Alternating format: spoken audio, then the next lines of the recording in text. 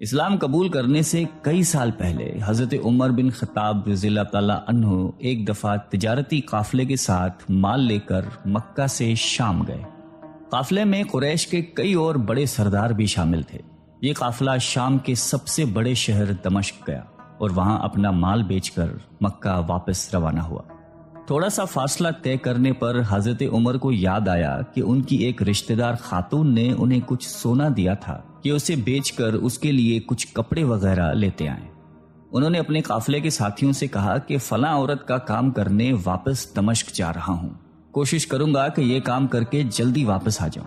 حضرت عمر دمشق واپس گئے تو بازار بند ہو چکے تھے۔ مجبوراً وہ ایک مسافر خانے میں ٹھہرے اور سو گئے۔ تھوڑی دیر کے بعد اللہ کا ایک بندہ مسافر خانے میں آیا۔ اس نے حضرت عمر کو جگایا اور اپنے ساتھ اپنے گھر لے آیا۔ یہ بات واضح نہیں تھی کہ وہ شخص حضرت عمر کو پہلے سے جانتا تھا یا ان کے والد خطاب سے ان کی واقفیت تھی۔ انہوں نے حضرت عمر کی بڑی خاطر و مدارت کی۔ کھانا کھا کر تو وہ سو گئے اور ان کا میزبان رات بھر عبادت کرتا رہا۔ صبح کو حضرت عمر بیدار ہوئے تو ان کے میزبان نے کہا کہ اکیلے بازار مت جانا، بازار میں لٹیرے اکثر مسافروں کو لوٹتے رہتے ہیں، میرے ساتھ چلنا۔ یہ کہہ کر وہ سو گیا کیونکہ رات بھر جاگ رہا تھا۔ حضرت عمر نے اسے جگانا مناسب نہیں سمجھا اور اکیلے ہی بازار چلے گئے۔ ابھی بازار کھلا بھی نہیں تھا، وہ بازار کھلنے کا انتظار کرنے لگے۔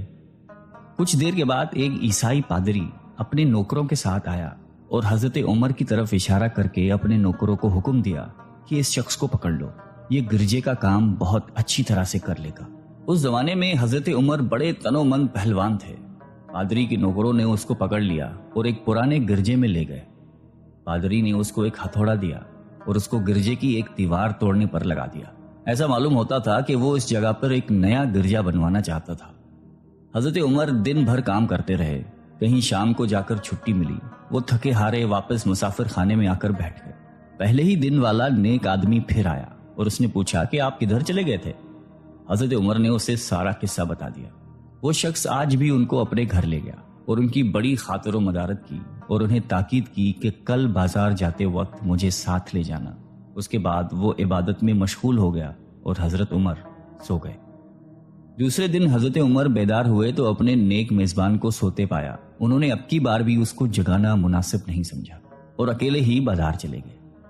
اتفاق سے پھر وہی پادری اپنے نوکروں کے ساتھ آیا اور حضرت عمر کو پکڑ کر ساتھ لے گیا۔ ان کو غصہ تو بہت آیا، لیکن کیا کرتے، غیر ملک میں وہ اکیلے تھے اور کوئی ہتھیار بھی پاس نہیں تھا۔ دوسری طرف پادری کے ساتھ 7-8 نوکر تھے اور وہ سب ہتھیار بند تھے۔ پہلے دن کی طرح ہی حضرت عمر ہتھوڑے کے ساتھ گرجے کی دیوار توڑتے رہے۔ جب دھوپ تیز ہوئی تو پادری اور اس کے نوکر انہیں کام میں مشغول دیکھ کر چلے گئے اور حضرت عمر دیوار کے سائے میں دم لینے کے لیے بیٹھ گئے۔ اتنے میں وہ پادری گھوڑے پر سوار چپکے سے آیا اور حضرت عمر کے سر پہ ضرب لگائی اور کہا کہ ہم سب گھر گئے تو نے کام ہی چھوڑ دیا۔ اب حضرت عمر کو صبر کی تاب نہ رہی۔ انہوں نے ادھر ادھر نظر دوڑائی، ہر طرف سناٹا تھا۔ انہوں نے پادری کو گھوڑے سے کھینچ کر نیچے کر لیا اور اس کے سر پر ہتھوڑے مارنا شروع کر دیے۔ وہ بہت چیخا چلایا لیکن اس کی مدد کے لیے کوئی نہیں پہنچا۔ حضرت عمر نے ٹوٹی ہوئی دیوار کا ایک بھاری ٹکڑا اٹھا کر اس کے سر پہ دے مارا۔ وہ پہلے ہی زخمی تھا، اب اس نے دم دے دیا۔ اس کو مرتے دیکھ کر حضرت عمر تیزی سے بھاگ کھڑے ہوئے اور جس راستے سے دمشق آئے تھے وہ راستہ چھوڑ کر ایک دوسرے راستے پر چل پڑے۔ شہر سے کافی دور انہیں ایک خچر پر سوار رومی ملا جو روم سے تعلق رکھتا تھا۔ وہ ان کے ساتھ چلنے لگا۔ وہ کچھ باتیں کرنے لگا لیکن نہ حضرت عمر ان کی زبان سمجھتے تھے اور نہ وہ ان کی زبان سمجھتا تھا۔ اس نے یکایک اپنی تلوار پر ہاتھ ڈالا۔ حضرت عمر سمجھ گئے کہ وہ ان پر وار کرنا چاہتا ہے۔ انہوں نے فوراً ہی خچر سے اسے کھینچ لیا اور اس سے تلوار چھین کر ایک ہی وار میں اس کا کام تمام کر دیا۔ پھر آپ خچر پہ سوار ہو کر آگے چلے۔ اس کے بعد کیا ہوا اس کا حال خود حضرت عمر نے اس طرح بیان کیا ہے کہ اس جگہ سے روانہ ہو کر میں ایک گرجے پہنچا۔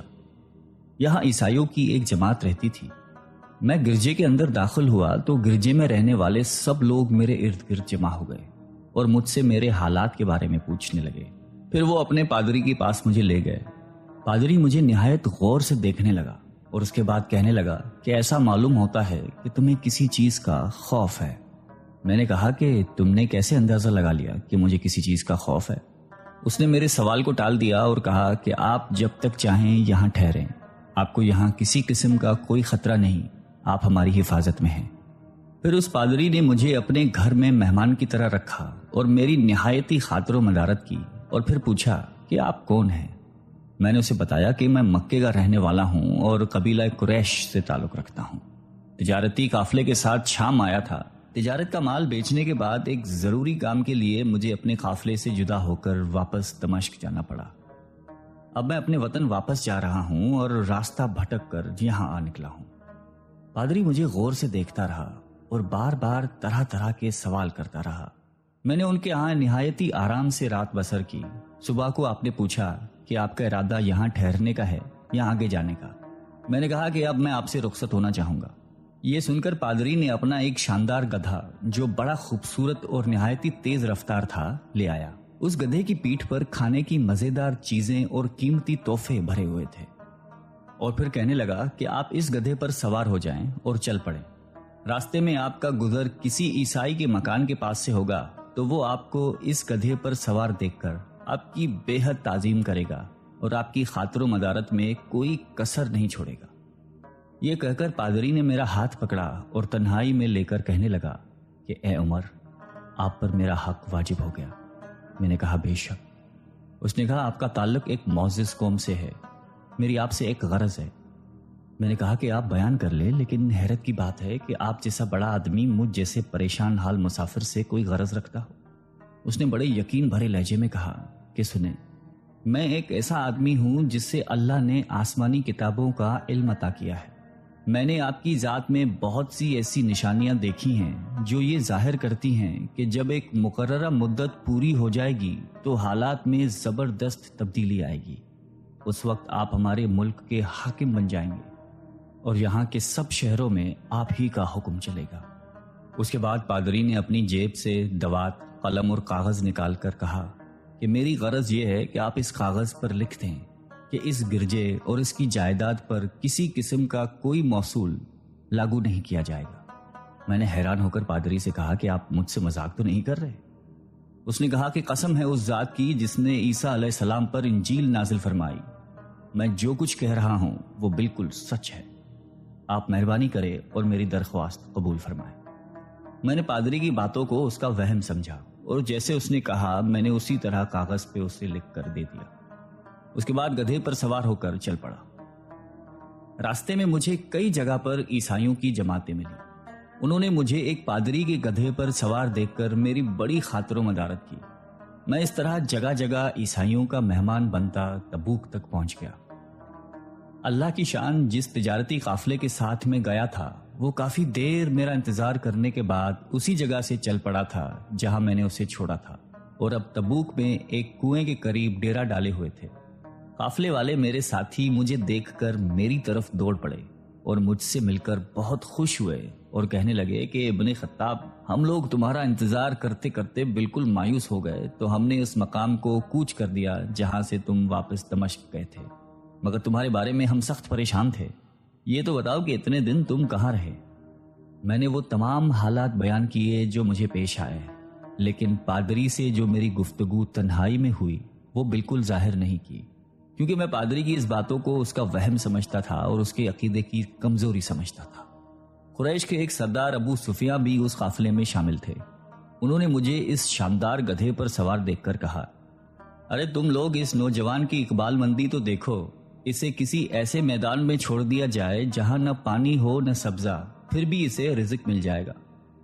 پادری نے رخصت کرتے وقت مجھ سے کہا تھا کہ جب میں اپنے ساتھیوں کے پاس پہنچ جاؤں اور گدھے کی ضرورت نہ رہے تو اس کی رسی کو مضبوطی سے باندھ کر گدھے کو اسی جگہ پر چھوڑ دوں، لہٰذا میں نے ایسا ہی کیا۔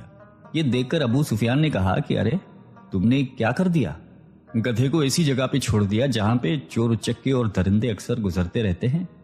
میں نے کہا اس کے مالک نے مجھے ایسا ہی کرنے کی ہدایت کی تھی، وہ اس کی عادتوں سے زیادہ واقف ہے۔ اب وہ جگہ گدھے والا کنواں کے نام سے مشہور ہے۔ وہاں سے روانہ ہو کر ہمارا قافلہ مکہ پہنچا۔ میری اور پادری کے درمیان جو گفتگو ہوئی تھی وہ مجھے بھلائے نہ بھولتی تھی۔ پہلے تو کئی دن تک میں نے اسے اپنے دل میں ہی رکھا، پھر مجھ سے ضبط نہیں ہوا اور یہ راز میں نے اپنے رشتہ دار خاتون کے سامنے ظاہر کیا جس نے مجھے سونا دیا تھا۔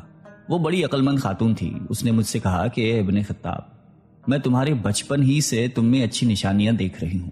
جب تم بہت چھوٹے بچے تھے تو میں نے ایک دفعہ خواب میں دیکھا کہ تم لمبے ہوتے جا رہے ہو اور تمہارا قد اتنا لمبا ہو گیا ہے کہ اس نے آسمان کو چھو لیا ہے۔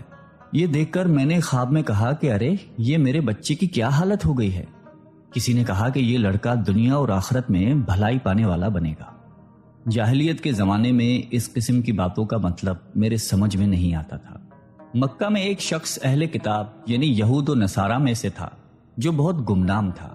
عام لوگ تو اس سے واقف بھی نہیں تھے، لیکن قریش کے کچھ سردار اسے پہچانتے تھے اور اس کی بہت عزت کرتے تھے۔ ایک دن دوپہر کے وقت میں اس کے ہاں گیا اور اس سے جا کر کہا کہ میں آپ سے چند باتیں کرنا چاہتا ہوں اور چاہتا ہوں کہ آپ ان کو اپنے دل میں راز بنا کر رکھیں اور کسی کے سامنے ظاہر نہ کریں۔ اس نے ایسا کرنے کا وعدہ کیا تو میں نے اپنے سفر کے تمام واقعات اس کے سامنے بیان کر دیے اور اپنے رشتہ دار خاتون کے خواب کا بھی ذکر کیا۔ جب میں اپنی گفتگو ختم کر چکا تو اس نے کہا کہ اے ابن خطاب، جس کو تم نے موصول کی معافی کا وعدہ لکھ کر دیا ہے وہ اس زمانے میں عیسائیوں کا سب سے بڑا عالم ہے۔ جو کچھ اس نے کہا وہ سب سچ ہے اور جلد ہی وہ سچ تمہارے سامنے آ جائے گا۔ جہاں تک تمہاری رشتہ دار خاتون کے خواب کا تعلق ہے تو اس سے یہ ظاہر ہوتا ہے کہ مکے میں ایک بہت بڑا انقلاب آئے گا۔ زمانہ ایک نئی صورت اختیار کرے گا اور آنے والے زمانے کے آسمان و زمین بدل جائیں گے۔ میں وہاں سے گھر چلا آیا اور اس کی ساری باتیں اپنے دل میں لیے رہا۔ تھوڑے ہی عرصے کے بعد قریش کی مجلسوں میں آپ صلی اللہ علیہ وآلہ وسلم کا ذکر ہونے لگا۔ یہ لوگ اس بات پر چڑھتے تھے کہ محمد صلی اللہ علیہ وآلہ وسلم اپنے آپ کو اللہ کا رسول کہتے ہیں، لوگوں کو بتوں کی پوجا کرنے سے منع کرتے ہیں اور ایک اللہ کو ماننے پر زور دیتے ہیں۔ جلد ہی اللہ تعالیٰ نے اسلام کو ظاہر کر دیا اور مجھے یقین ہو گیا کہ حالات وہی صورت اختیار کر رہے ہیں جس کی طرف آسمانی کتابوں کے عالم شام کے پادری نے اشارہ کیا تھا۔ نبوت کے 6 سال حضرت عمر نے اسلام قبول کر لیا اور رسول اللہ صلی اللہ علیہ وآلہ وسلم کے جان نثار ساتھی بن گئے۔ 11 ہجری میں آپ صلی اللہ علیہ وآلہ وسلم نے اس دنیا سے پردہ فرمایا تو حضرت ابو بکر مسلمانوں کے پہلے خلیفہ بنے۔ 13 ہجری میں انہوں نے وفات پائی تو حضرت عمر خلیفہ بنے۔ ان کے سفر نامے کی روایت کرنے والے راوی کا بیان ہے کہ حضرت عمر فاروق اپنے خلافت کے زمانے میں شام تشریف لے گئے تھے تو ایک بہت بوڑھا آدمی جس کے بال برف کی طرح سفید ہو چکے تھے عیسائیوں کی ایک جماعت کے ساتھ ان کی خدمت میں حاضر ہوا اور عرض کیا کہ اے امیر المومنین، کیا آپ مجھے جانتے ہیں؟ حضرت عمر نے فرمایا کہ اگر آپ شام کے فلاں نگر کے پادری ہیں تو میں آپ کو پہچانتا ہوں۔ اس نے کہا کہ جی ہاں، میں وہی پادری ہوں۔ حضرت عمر فاروق رضی اللہ تعالیٰ عنہ نے فرمایا کہ میں نے آپ سے لکھ کر جو عہد کیا تھا وہ آج بھی قائم ہے۔ اللہ تعالیٰ نے اپنے رسول صلی اللہ علیہ وآلہ وسلم کے ذریعے ہمیں عزت بخشی۔ انہوں نے ہمیں اللہ تعالیٰ کی پسندیدہ دین اسلام کی طرف دعوت دی اور ہم نے یہ قبول کی۔ آپ ہی نے مجھے ان باتوں سے آگاہ کیا تھا۔ اب آپ کو کون سی چیز اسلام سے قبول کرنے سے روکتی ہے؟ بوڑھے پادری نے حضرت عمر کی باتیں سن کر اسی وقت اپنے ساتھیوں سمیت کلمہ پڑھ کر اسلام کی دولت حاصل کر لی۔ اللہ تعالیٰ ہم سب کو قلب سلیم عطا فرمائے اور قرآن اور حدیث پہ چلنے کی توفیق عطا فرمائے، آمین۔